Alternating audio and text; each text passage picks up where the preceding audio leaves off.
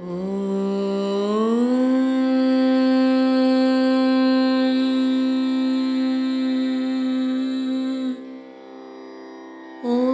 गजाननाय नमः। ॐ गणाध्यक्षाय नमः।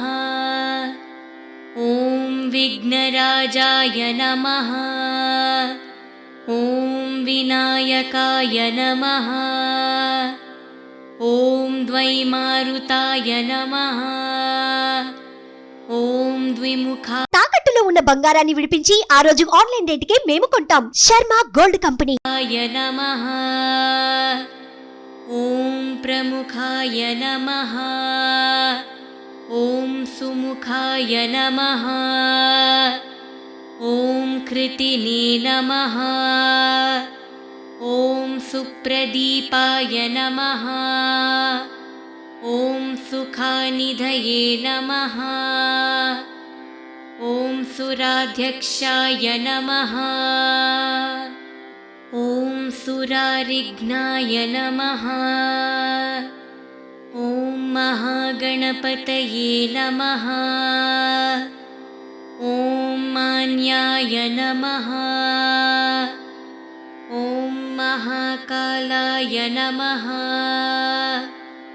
ॐ महाबलाय नमः। ॐ हेरम्बाय नमः। ॐ लम्बजठरायै नमः। ॐ हस्वग्रीवाय नमः। ॐ महोदराय नमः। ॐ मदोत्कटाय नमः। ॐ महावीराय नमः। ॐ मन्त्रिणे नमः। ॐ मङ्गलस्वराय नमः। ॐ प्रमदाय नमः। ॐ प्रथमाय नमः। ॐ प्रज्ञाय नमः। ॐ विघ्नकर्त्रे नमः। ॐ विघ्नहर्त्रे नमः। ॐ विश्वनेत्रे नमः। ॐ वीरत्पठाये नमः। ॐ श्रीपतये नमः। ॐ वाक्पतये नमः। ॐ शृङ्गारिणे नमः। ॐ आश्रितवत्सलायै नमः। ॐ शिवप्रियाय नमः। ॐ शीघ्रकारिणे नमः। ॐ शाश्वताय नमः। ॐ बालाय नमः। ॐ बालोत्थिताय नमः। ॐ भवात्मजाय नमः। ॐ पुराणपुरुषाय नमः। ॐ पुष्टे नमः। ॐ पुष्करोत्क्षिप्तवारिणे नमः। ॐ अग्रगण्याय नमः। ॐ अग्रपूज्याय नमः। ॐ अग्रगामिने नमः। ॐ मन्त्राकृते नमः। ॐ चामिकारप्रभाय नमः। ॐ सर्वाय नमः। ॐ सर्वोपासाय नमः। ॐ सर्वकर्त्रे नमः। ॐ सर्वनेत्रे नमः। ॐ सर्वसिद्धिप्रदाय नमः। ॐ सर्वसिद्धये नमः। ॐ पञ्चहस्ताय नमः। ॐ पार्वतीनन्दनाय नमः। ॐ प्रभवे नमः। ॐ कुमारगुरवे नमः। ॐ अक्षोभयाय नमः। ॐ कुञ्जरासुरभञ्जनाय नमः। ॐ प्रमोदाय नमः। ॐ मोदकप्रियाय नमः। ॐ कान्तिमते नमः। ॐ धृतिमते नमः। ॐ कामिनी नमः। ॐ कपिद्धवनप्रियाय नमः। ॐ ब्रह्मचारिणे नमः। ॐ ब्रह्मरूपिणे नमः। ॐ ब्रह्मविद्यादिदनभुवे नमः। ॐ जिष्णवे नमः। ॐ विष्णुप्रियाय नमः। ॐ भक्तजीविताय नमः। ॐ जितमन्मदाय नमः। ॐ ऐश्वर्यकारणाय नमः। ॐ ज्यायसे नमः। ॐ यक्षकिन्नरसेविताय नमः। ॐ गङ्गासुताय नमः। ॐ गणाधीशाय नमः। ॐ गम्भीरनिनदाय नमः। ॐ वटावे नमः। ॐ अभीष्टवरदाय नमः। ॐ ज्योतिषे नमः। ॐ भक्तनिधये नमः। ॐ भवगम्याय नमः। ॐ मङ्गलप्रदाय नमः। ॐ अव्यक्ताय नमः। ॐ अप्रकृतपराक्रमाय नमः। ॐ सत्याधर्मिणे नमः। ॐ सखये नमः। ॐ सरसाम्बुनिदाय नमः। ॐ महेशाय नमः। ॐ दिव्यङ्गाय नमः। ॐ मणिकिङ्किणिमेखलाय नमः। ॐ समस्तदेवतमूर्तये नमः। ॐ सहिष्णवे नमः। ॐ सततोत्थिताय नमः। ॐ विघटकारिणे नमः। ॐ विश्वदृशे नमः। ॐ विश्वरक्षकृते नमः। ॐ कल्याणगुरवे नमः। ॐ उन्मत्तवेषाय नमः। ॐ अपराजिते नमः। ॐ समस्तजगदाधाराय नमः।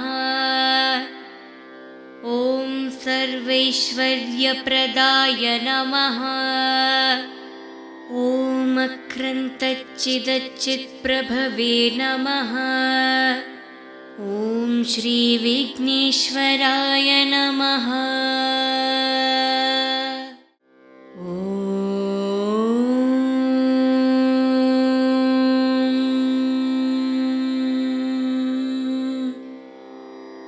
ॐ गजाननाय नमः। ॐ गणाध्यक्षाय नमः। ॐ विघ्नराजाय नमः। ॐ विनायकाय नमः। ॐ द्वैमारुताय नमः। ॐ द्विमुखाय नमः। ॐ प्रमुखाय नमः। ॐ सुमुखाय नमः। ॐ कृतिने नमः। ॐ सुप्रदीपाय नमः। ॐ सुखानिधये नमः। ॐ सुराध्यक्षाय नमः। ॐ सुरारिघ्नाय नमः। ॐ महागणपतये नमः। ॐ मान्याय नमः। ॐ महाकालाय नमः। ॐ महाबलाय नमः। ॐ हेरम्बाय नमः। ॐ लम्बजठरायै नमः। ॐ हस्वग्रीवाय नमः। ॐ महोदराय नमः। ॐ मदोत्कटाय नमः। ॐ महावीराय नमः। ॐ मन्त्रिणे नमः। ॐ मङ्गलस्वराय नमः। ॐ प्रमदाय नमः। ॐ प्रथमाय नमः।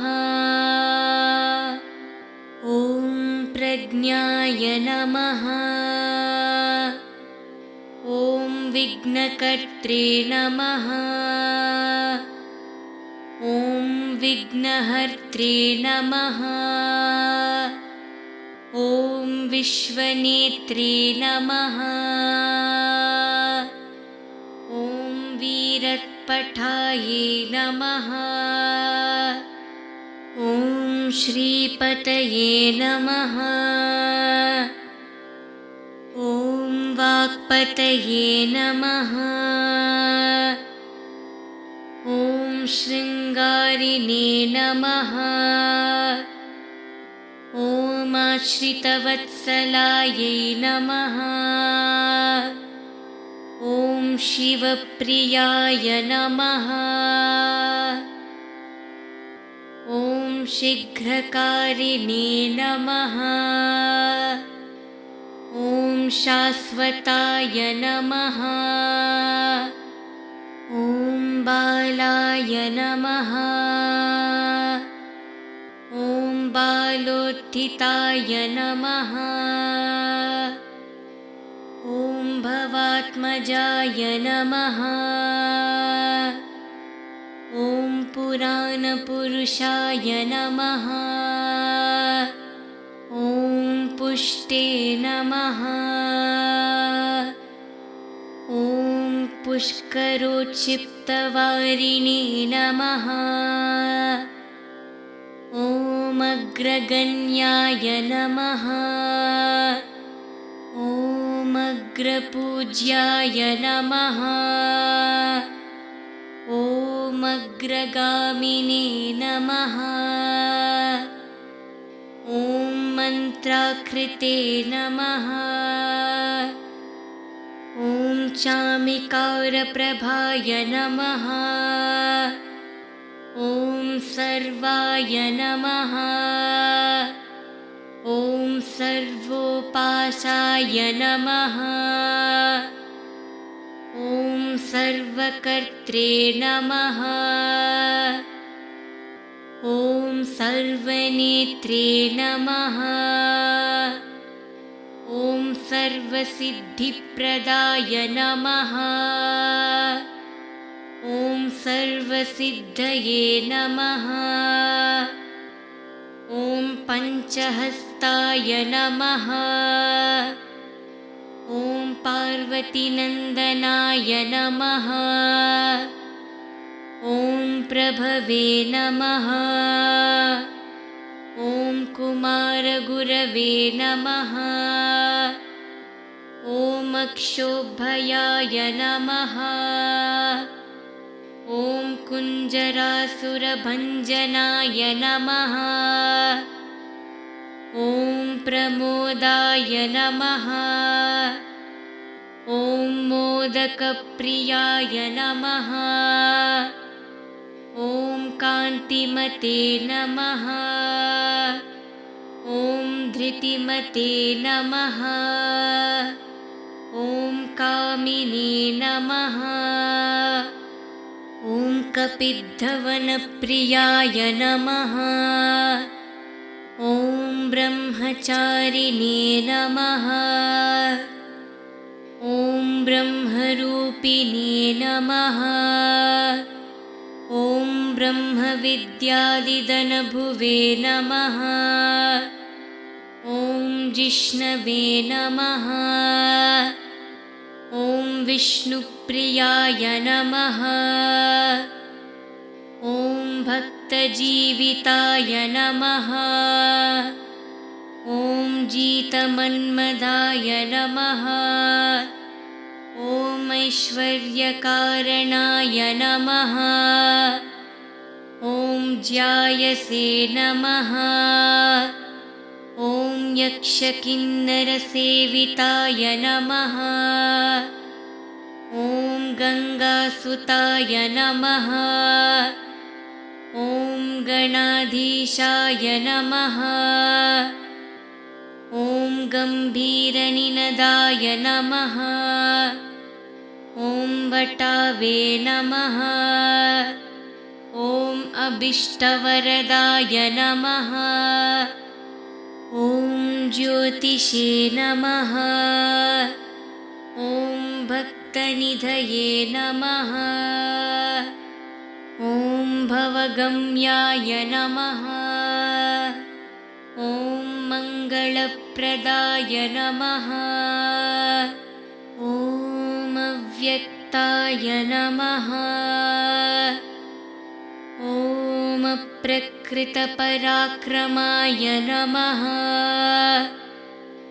ॐ सत्याधर्मिणे नमः। ॐ सखये नमः। ॐ सरसाम्बुनिदाय नमः। ॐ महेशाय नमः। ॐ दिव्यङ्गाय नमः। ॐ मणिकिङ्किणिमेखलाय नमः। ॐ समस्तदेवतमूर्तये नमः। ॐ सहिष्णवे नमः। ॐ सततोत्थिताय नमः। ॐ विघटकारिणे नमः। ॐ विश्वदृशे नमः। ॐ विश्वरक्षकृते नमः। ॐ कल्याणगुरवे नमः। ॐ उन्मत्तवेषाय नमः। ॐ अपराजिते नमः। ॐ समस्तजगदाधाराय नमः। ॐ सर्वैश्वर्यप्रदाय नमः। ॐ अक्रन्तच्चिदच्चित्प्रभवे नमः। ॐ श्रीविघ्नेश्वराय नमः।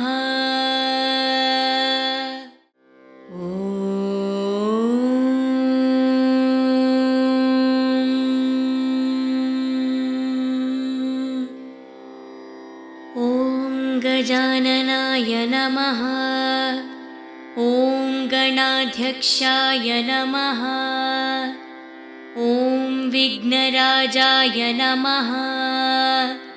ॐ विनायकाय नमः। ॐ द्वैमारुताय नमः। ॐ द्विमुखाय नमः। ॐ प्रमुखाय नमः। ॐ सुमुखाय नमः। ॐ कृतिने नमः। ॐ सुप्रदीपाय नमः। ॐ सुखानिधये नमः। ॐ सुराध्यक्षाय नमः। ॐ सुरारिघ्नाय नमः। ॐ महागणपतये नमः। ॐ मान्याय नमः। ॐ महाकालाय नमः। ॐ महाबलाय नमः। ॐ हेरम्बाय नमः। ॐ लम्बजठरायै नमः। ॐ हस्वग्रीवाय नमः। ॐ महोदराय नमः। ॐ मदोत्कटाय नमः। ॐ महावीराय नमः। ॐ मन्त्रिणे नमः। ॐ मङ्गलस्वराय नमः। ॐ प्रमदाय नमः। ॐ प्रथमाय नमः। ॐ प्रज्ञाय नमः। ॐ विघ्नकर्त्रे नमः। ॐ विघ्नहर्त्रे नमः। ॐ विश्वनेत्रे नमः। ॐ वीरत्पठाये नमः। ॐ श्रीपतये नमः। ॐ वाक्पतये नमः। ॐ शृङ्गारिणे नमः। ॐ आश्रितवत्सलायै नमः। ॐ शिवप्रियाय नमः। ॐ शीघ्रकारिणे नमः। ॐ शाश्वताय नमः। ॐ बालाय नमः। ॐ बालोत्थिताय नमः। ॐ भवात्मजाय नमः। ॐ पुराणपुरुषाय नमः। ॐ पुष्टे नमः। ॐ पुष्करोत्क्षिप्तवारिणे नमः। ॐ अग्रगण्याय नमः। ॐ अग्रपूज्याय नमः। ॐ अग्रगामिने नमः। ॐ मन्त्राकृते नमः। ॐ चामिकारप्रभाय नमः। ॐ सर्वाय नमः। ॐ सर्वोपासाय नमः। ॐ सर्वकर्त्रे नमः। ॐ सर्वनेत्रे नमः। ॐ सर्वसिद्धिप्रदाय नमः। ॐ सर्वसिद्धये नमः। ॐ पञ्चहस्ताय नमः। ॐ पार्वतीनन्दनाय नमः। ॐ प्रभवे नमः। ॐ कुमारगुरवे नमः। ॐ अक्षोभयाय नमः। ॐ कुञ्जरासुरभञ्जनाय नमः। ॐ प्रमोदाय नमः। ॐ मोदकप्रियाय नमः। ॐ कान्तिमते नमः। ॐ धृतिमते नमः। ॐ कामिने नमः। ॐ कपिद्धवनप्रियाय नमः। ॐ ब्रह्मचारिणे नमः। ॐ ब्रह्मरूपिणे नमः। ॐ ब्रह्मविद्यादिदनभुवे नमः। ॐ जिष्णवे नमः।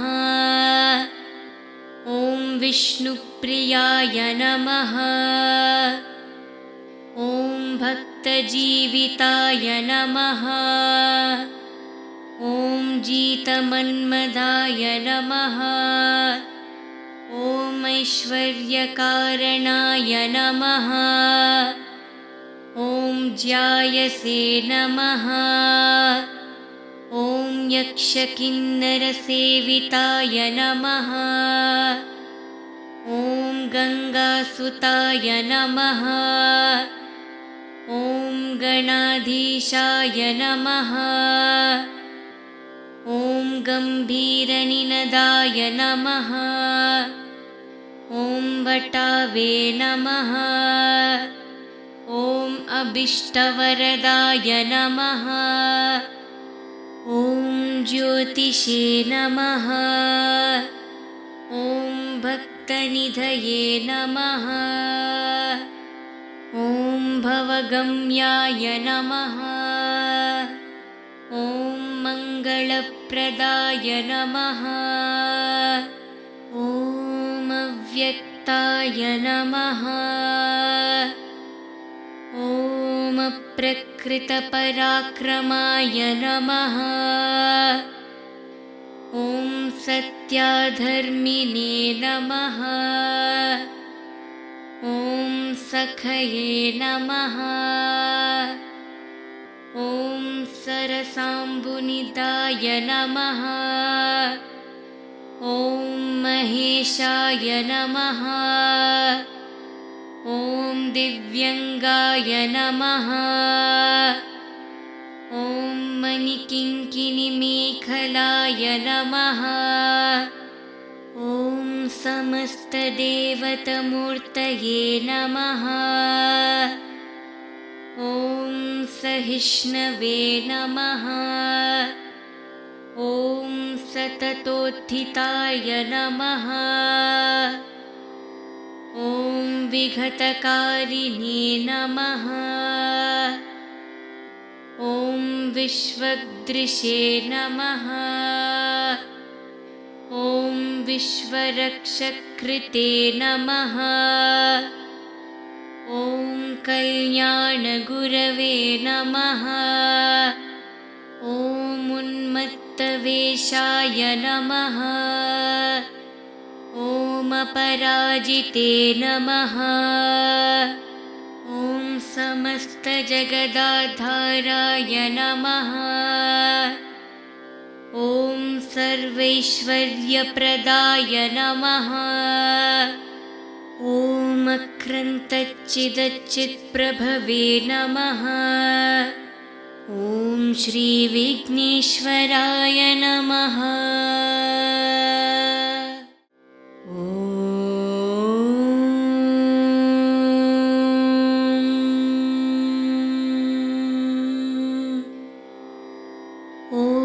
गजाननाय नमः।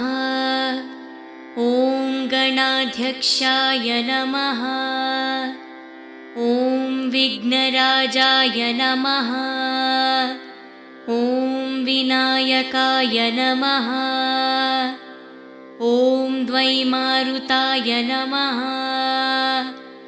ॐ द्विमुखाय नमः। ॐ प्रमुखाय नमः। ॐ सुमुखाय नमः। ॐ कृतिने नमः। ॐ सुप्रदीपाय नमः। ॐ सुखानिधये नमः। ॐ सुराध्यक्षाय नमः। ॐ सुरारिघ्नाय नमः। ॐ महागणपतये नमः। ॐ मान्याय नमः। ॐ महाकालाय नमः। ॐ महाबलाय नमः। ॐ हेरम्बाय नमः। ॐ लम्बजठरायै नमः। ॐ हस्वग्रीवाय नमः। ॐ महोदराय नमः। ॐ मदोत्कटाय नमः। ॐ महावीराय नमः। ॐ मन्त्रिणे नमः। ॐ मङ्गलस्वराय नमः। ॐ प्रमदाय नमः। ॐ प्रथमाय नमः। ॐ प्रज्ञाय नमः। ॐ विघ्नकर्त्रे नमः। ॐ विघ्नहर्त्रे नमः। ॐ विश्वनेत्रे नमः। ॐ वीरत्पठाये नमः। ॐ श्रीपतये नमः। ॐ वाक्पतये नमः। ॐ शृङ्गारिणे नमः। ॐ आश्रितवत्सलायै नमः। ॐ शिवप्रियाय नमः। ॐ शीघ्रकारिणे नमः। ॐ शाश्वताय नमः। ॐ बालाय नमः। ॐ बालोत्थिताय नमः। ॐ भवात्मजाय नमः। ॐ पुराणपुरुषाय नमः। ॐ पुष्टे नमः। ॐ पुष्करोत्क्षिप्तवारिणे नमः।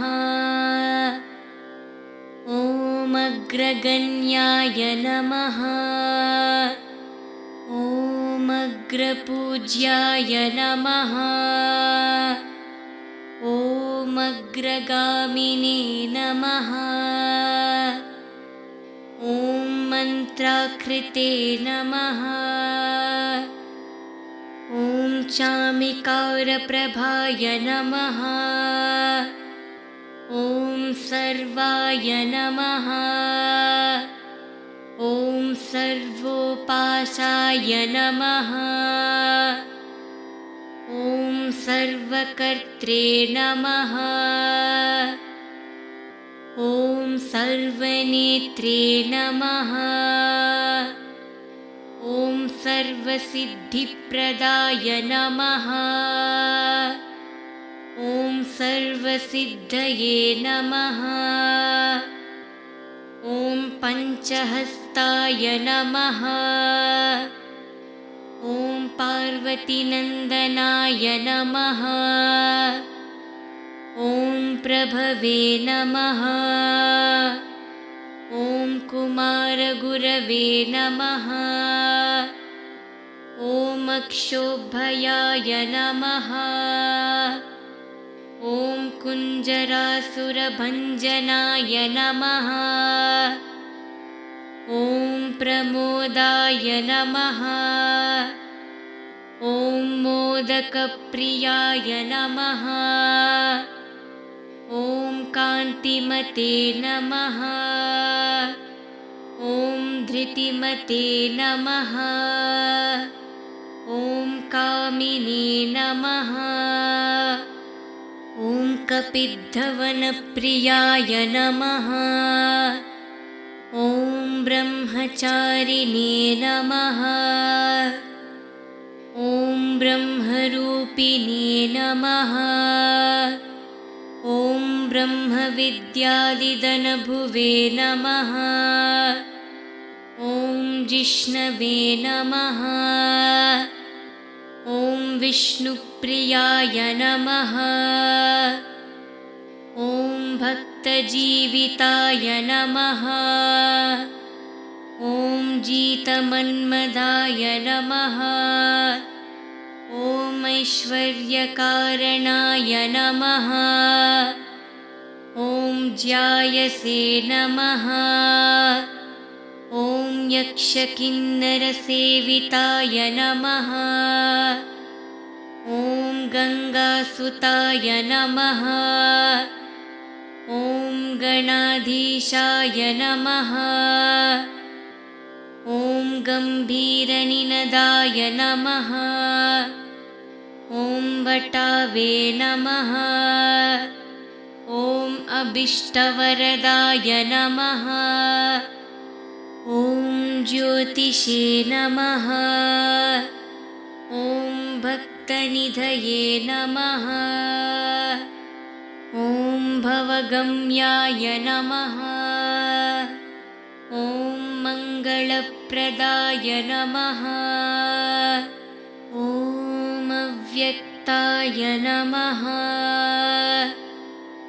ॐ अप्रकृतपराक्रमाय नमः। ॐ सत्याधर्मिणे नमः।